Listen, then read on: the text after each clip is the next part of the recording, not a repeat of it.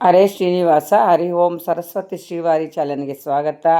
ಸ್ನೇಹಿತರೆ, ವರಾಹಿ ಅಮ್ಮನ ಫೋಟೋ ಹಾಕಿದ್ದೀನಿ. ವರಾಹಿ ಅಮ್ಮನ ಫೋಟೋನ ಏನಕ್ಕಪ್ಪ ಹಾಕಿದ್ದೀನಿ ಅಂದರೆ, ಈ ಅಮಾವಾಸ್ಯೆಯಿಂದ ಮತ್ತು ಏನು ಅಮಾವಾಸ್ಯೆ ಆದ ನಂತರ ಬೆಳಗ್ಗೆಯಿಂದ ಬರುವಂಥ 15ನೇ ತಾರೀಕಿಂದನೂ ವರಾಹಿ ಅಮ್ಮನ 9 ದಿವಸ ವಿಶೇಷವಾಗಿ ಒಂದು ಆರಾಧನೆ ಮಾಡ್ತಾರೆ. ನವರಾತ್ರಿ ಯಾವ ಥರ ಅವರಾತ್ರಿ ಆಚರಣೆ ಮಾಡ್ತಾರೋ ಅದೇ ಥರನೇ ಇವಾಗೂ ಆಚರಣೆ ಮಾಡ್ತಾರೆ ಸ್ನೇಹಿತರೆ. ಅದ್ರ ಬಗ್ಗೆ ನಾನು ಹೇಳ್ತೀನಿ. ಮತ್ತು ಮುಖ್ಯವಾಗಿ ಇವತ್ತು ನಾನು ಲಕ್ಷ್ಮೀನಾರಾಯಣ ಹೃದಯ ರಂಗೋಲಿಯನ್ನು ಬಿಡಿಸಿದ್ದೀನಿ ಸ್ನೇಹಿತರೆ. ಈ ರಂಗೋಲಿ ಬಿಡಿಸೋದ್ರಿಂದ ಸಕಲ ಐಶ್ವರ್ಯನ ಪ್ರಾಪ್ತಿಯಾಗುತ್ತೆ. ಮತ್ತು ದಾಂಪತ್ಯದಲ್ಲಿ ನೋಡಿ, ನಾರಾಯಣ ಹೃದಯ ಅಂದರೆ ನಾರಾಯಣನ ಹೃದಯದಲ್ಲಿ ಲಕ್ಷ್ಮೀ ವಾಸ ಆಗಿರ್ತಾಳೆ. ಅದೇ ಥರನೇ ನಾವು ಅಷ್ಟೇ ಸ್ಥಿರವಾಗಿ ಗಂಡನ ಒಂದು ಆಸರೆಯಲ್ಲಿ ನೆಮ್ಮದಿ ಶಾಂತಿಯಾಗಿ ಬಾಳಬೇಕು ಅಂತ ಹೇಳಿ, ಏನು ಈ ಒಂದು ಆಷಾಢ ಮಾಸದಲ್ಲನ ಆಗ್ಬೋದು, ಇಲ್ಲ ಶ್ರಾವಣ ಮಾಸದಲ್ಲನ ಆಗ್ಬೋದು, ಇಂಥ ತಿಂಗಳು ಇಂಥ ವಾರ ಅಂತಲೇ ಏನಿಲ್ಲ. ಅದರಲ್ಲಿ ವಿಶೇಷವಾಗಿ ಶ್ರಾವಣ ಮಾಸದಲ್ಲಿ ಒಂದು ಲಕ್ಷ್ಮೀನ ಹಬ್ಬವನ್ನು ಮಾಡ್ತೀವಿ. ಮತ್ತು ಶ್ರಾವಣ ಮಾಸದಲ್ಲಿ ದುರ್ಗೆಯರು ಮತ್ತು ಕಾಳಿ ಮಾತೆಯವ್ರನ್ನ, ಒಂದು ಲಕ್ಷ್ಮಿ ಹೆಣ್ಣು ದೇವ್ರನ್ನ ಆರಾಧನೆ ನಾವು ಜಾಸ್ತಿ ಮಾಡೋದ್ರಿಂದ, ನಾವು ಈ ಒಂದು ರಂಗೋಲಿನ ಒಂದಿನ ಆದರೂ ಬಿಡಿಸಿ ಒಂದು ಪೂಜೆ ಮಾಡೋದ್ರಿಂದ ಭಾಳ ನಮ್ಗೆ ಏನು ಅಂದ್ಕೊಂಡಿರ್ತೀವೋ ಇಷ್ಟಾರ್ಥ ಎಲ್ಲ ಈಡೇರಿಸೋವಂತಹ ಒಂದು ರಂಗೋಲಿಯಾಗಿದೆ ಸ್ನೇಹಿತರೆ. ಹೆಸರು ಕೇಳಿದ್ರೇ ನೋಡಿ ಎಷ್ಟು ಆನಂದ ಸಿಗುತ್ತೆ ಅಂದರೆ ನಮಗೆ. ನಾರಾಯಣನ ಹೃದಯ ರಂಗೋಲಿ ಅಂತ ಹೇಳಿ, ಇದು ಸ್ವಲ್ಪ ಕನ್ಫ್ಯೂಸ್ ಆಗುತ್ತೆ ಹೊಸ್ದಾಗಿ ಬಿಡಿಸೋ ಅಂಥವ್ರಿಗೆ. ನಾನು ಸಹ ಒಬ್ಬರು ಬಿಡಿಸಿರೋದನ್ನ ನೋಡಿ ಅವ್ರ ಕಡೆಯಿಂದನೇ ಕಲಿತು ಸಹ ನಾನು ಈ ರಂಗೋಲಿನ ಬಿಡಿಸಿ ವಿಡಿಯೋ ಮಾಡ್ತಾಯಿದ್ದೀನಿ ಸ್ನೇಹಿತರೆ. ಯಾರೂ ಮೊದಲೇ ಬರೋದಿಲ್ಲ, ಎಲ್ಲರೂ ಒಬ್ಬರಿಂದ ವಿದ್ಯೆನ ಕಲ್ತ್ರೇ ಅದು ಬರೋಕ್ಕಾಗೋದು ಸ್ನೇಹಿತರೆ. ಹಂಗಾಗಿ ನಾನು ಒಬ್ಬರು ಬಿಡಿಸಿರೋದನ್ನ ನೋಡಿ ಅದರಿಂದ ನಾನು ಪ್ರಾಕ್ಟೀಸ್ ಮಾಡಿ ಆನಂತರ ನಾನು ಈ ರಂಗೋಲಿನ ಬಿಡಿಸಿದ್ದೀನಿ. ಸ್ವಲ್ಪ ಕನ್ಫ್ಯೂಸ್ ಆಗಿಬಿಡುತ್ತೆ. ನೋಡಿಕೊಂಡು ನಾವು ತಾಳ್ಮೆಯಿಂದ ನಿಧಾನಕ್ಕಂತ ಬಿಡಿಸ್ಕೊಳ್ತಾ ಬಂದರೆ ಖಂಡಿತನೂ ಆರಾಮಾಗಿ ನಾವು ಬಿಡಿಸ್ಕೊಳ್ತಾ ಹೋಗ್ಬೋದು. ಮತ್ತು ರಂಗೋಲಿ ಪುಡಿನ ನೀವು ಆದಷ್ಟು ಸಣ್ಣಗಿರೋ ಪುಡಿನೇ ತೊಗೋಬೇಕು. ನಾನು ಸಹ 2-3 ಸರಿ ಜಲ್ಡೆ ಹಿಡ್ದಿದ್ದೀನಿ, ಹಂಗೂ ಇಷ್ಟಪ್ಪ ಬಂದುಬಿಟ್ಟಿದೆ. ಕೆಲವರು ಬಟ್ಟೆಲೇ ತೌಡ್ತಾರೆ. ಆ ರಂಗೋಲಿ ಮಾತ್ರ ಭಾಳನೇ ಚೆನ್ನಾಗಿರುತ್ತೆ. ಎಳೆ ನಾವು ಹೆಂಗೆ ಎಳೆದ್ರೂ ಆ ಥರನೇ ಎಳೆ ಬರುತ್ತೆ ಸ್ನೇಹಿತರೆ.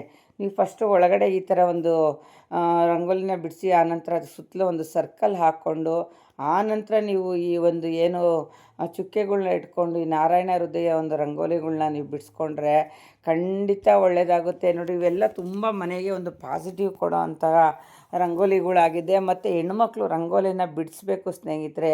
ರಂಗೋಲಿಯಲ್ಲೇ ದೇವರು ಬಂದು ಅಡಗಿರ್ತಾರೆ. ಹಾಗಾಗಿ ಪ್ರತಿಯೊಂದು ದಿವಸಕ್ಕೂ ಒಂದೊಂದು ಥರ ರಂಗೋಲಿ ಇದೆ. ಮತ್ತು ಆಷಾಢ ಮಾಸದಲ್ಲಿ ವಿಶೇಷವಾದ ರಂಗೋಲಿಗಳು ಇದೆ, ಅದನ್ನು ಸಹ ನಾನು ವಿಡಿಯೋ ಮಾಡಿ ತೋರಿಸ್ತೀನಿ.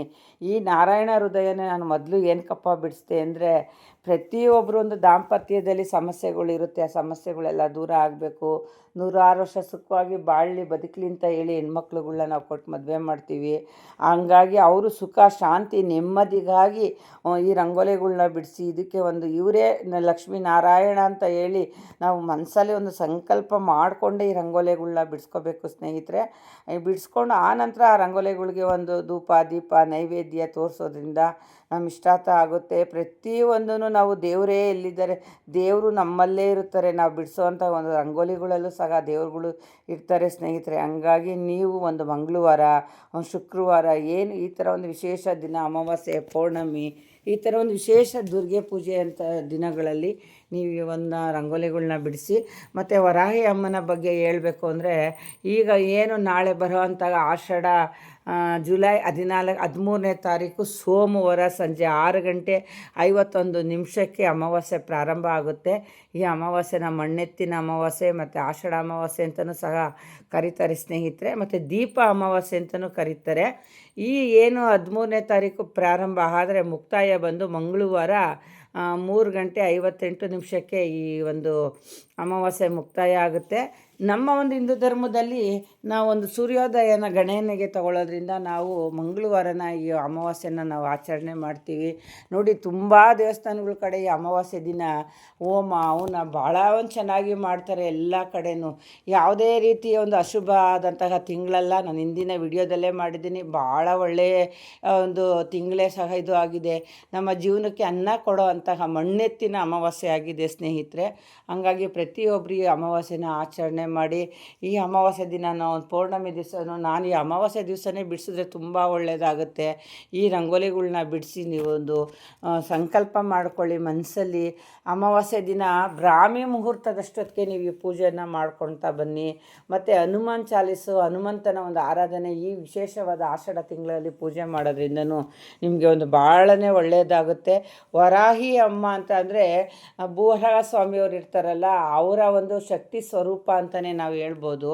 ನಾವೊಂದು ತಿರುಪತಿಗೆ ಹೋಗಲಿ ನೋಡಿ, ವರಾಹಾಂಬ ಸ್ವಾಮಿಯವ್ರನ್ನ ದರ್ಶನ ಮಾಡಿ ಫಸ್ಟು ಅವ್ರು ವರ ಕೊಟ್ಟರೆ ಅಂತ ನಾವು ತಿರುಪತಿಗೆ ಹೋಗೋಕ್ಕಾಗೋದು. ಮತ್ತು ಮೈಸೂರಿನಲ್ಲಿ ಇರಿದ್ದಾರೆ ಭೂವರಾಹ ಸ್ವಾಮಿಯವರು. ಯಾರು ಮನೆ ಕಟ್ಟಬೇಕು ಅಂತ ಸಂಕಲ್ಪ ಮಾಡ್ತಾರೋ ಆ ಭೂ ವರಹಾನಾಥ ಸ್ವಾಮಿಯವರ ಒಂದು ದರ್ಶನ ಮಾಡಿ ಅಲ್ಲಿಂದ ಒಂದು ತೀರ್ಥನ ತೊಗೊಂಬಂದು ಒಂದು ಪಾಯ ಪೂಜೆ ಮಾಡೋದ್ರಿಂದ ಬೇಗ ಮನೆ ಕಟ್ಬೋದು, ಒಂದು ಅಭಿವೃದ್ಧಿ ಆಗುತ್ತೆ ಅಂತ ಹೇಳಿ ಪೂಜೆ ಮಾಡ್ತಾರೆ. ವರಹಾಯಿಂದಲೇ ಸಹ ವರಹ ಕೊಡೋ ಅಂತಹ ಒಂದು ತಾಯಿಯಾಗಿದೆ. ಈ ಒಂದು ಆಚರಣೆನ 9 ದಿವಸ ಮಾಡ್ತಾರೆ. ಏನು ನಾವು ನವರಾತ್ರಿ ಪಿತೃಪಕ್ಷದ ಅಮಾವಾಸ್ಯೆ ಆದ ನಂತರ 9 ದಿವಸ ನಾವು ನವದುರ್ಗೆಯವ್ರನ್ನ ಆರಾಧನೆ ಮಾಡ್ತೀವಲ್ಲ, ಅದೇ ಥರ ಈ ಒಂದು ಅಮಾವಾಸ್ಯೆಯ ನಂತರ ಬರುವಂಥ 9 ದಿವಸ ಇದನ್ನು ಆಚರಣೆ ಮಾಡ್ತಾರೆ ಸ್ನೇಹಿತರೆ. ಕೆಲವರು 14ನೇ ತಾರೀಕಿಂದ 22ನೇ ತಾರೀಕು ತನಕ ಒಂದು ಆಚರಣೆ ಮಾಡ್ತಾರೆ. ಕೆಲವರು ಅಮಾವಾಸ್ಯೆ ಬಿಟ್ಟು ಅದು ಬೆಳಗ್ಗೆಯಿಂದನೇ, ಅಂದರೆ ಅಮಾವಾಸ್ಯೆಯಿಂದ ಲೆಕ್ಕ ಬರೋದಿಲ್ಲ, ಬೆಳಗ್ಗಿಂದನೇ ತುಂಬ ಲೆಕ್ಕ ಬರೋದು. 15ನೇ ತಾರೀಕಿಂದ 23ನೇ ತಾರೀಕು ತನಕ 9 ದಿವಸ ಆಗುತ್ತೆ. ಆವಾಗಾದರೂ ನೀವೊಂದು ಆರಾಧನೆ ಮಾಡ್ಬೋದು. ಇಲ್ಲ 9 ದಿವಸ ನಾವು ಮಾಡೋಕ್ಕಾಗಲ್ಲ ಅನ್ನೋರು 5 ದಿವಸ ಮಾಡ್ಬೋದು.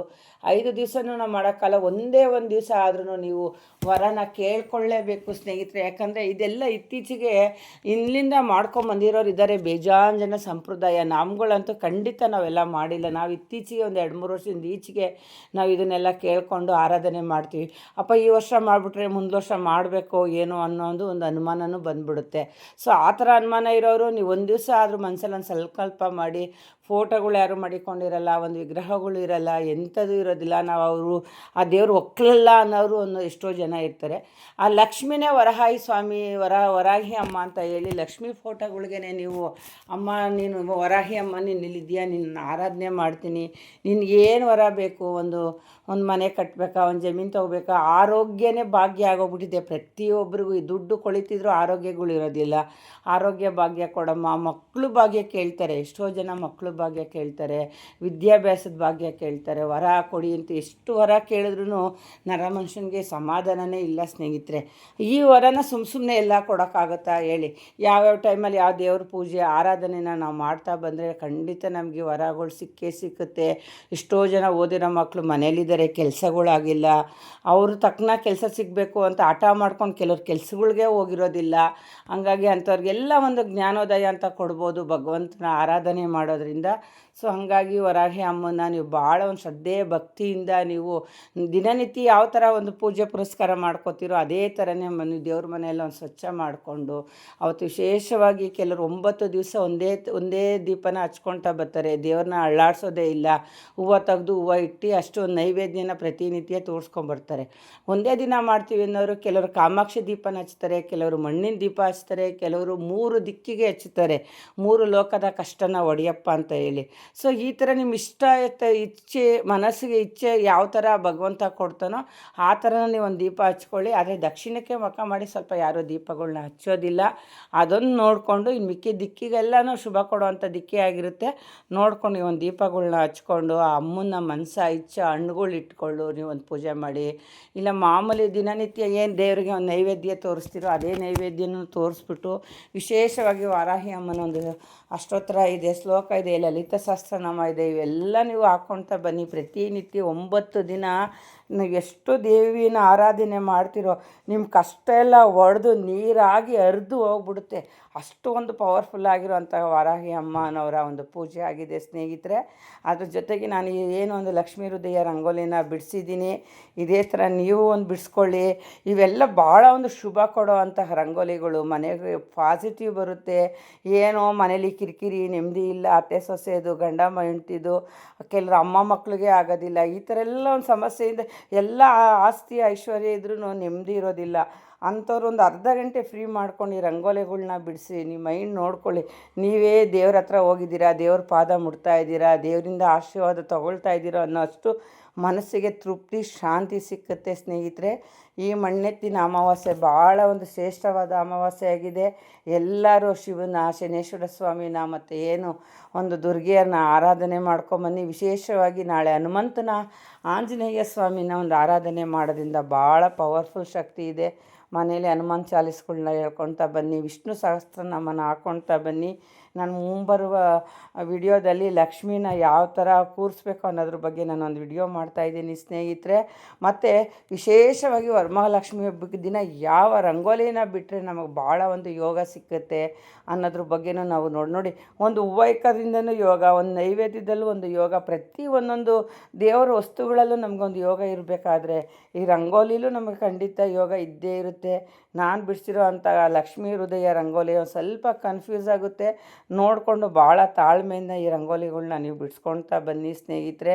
ನಾನು ರಂಗೋಲಿ ಎಲ್ಲ ನಿಮ್ಗೆ ಇಷ್ಟ ಆಗಿದರೆ ದಯವಿಟ್ಟು ಲೈಕ್ ಮಾಡಿ, ಶೇರ್ ಮಾಡಿ. ಮತ್ತು ನೋಡಿ, ನಾಳೆ ಮುಖ್ಯವಾಗಿ ಮಂಗಳವಾರ ಬಂದಿರೋದೇ ನಮ್ಮ ಭಾಗ್ಯ ಅನ್ಬೋದು. ಪ್ರತಿಯೊಬ್ಬರು ದೇವಿ ದುರ್ಗಿ ದೇವಸ್ಥಾನಗಳಿಗೆ ನಿಂಬೆಹಣ್ಣಿಂದ ತುಪ್ಪದ ದೀಪನ ಹಚ್ತಾ ಬನ್ನಿ. ನೋಡಿ, ನೀವು ಒಂದು ಕಷ್ಟ ಹೆಂಗೆ ಕರಗುತ್ತೆ ಅಂತ ನೀವೇ ಹೇಳ್ತೀರ ಸ್ನೇಹಿತರೆ. ನನ್ನ ವಿಡಿಯೋ ಇಷ್ಟ ಆಗಿದರೆ ಲೈಕ್ ಮಾಡಿ, ಶೇರ್ ಮಾಡಿ.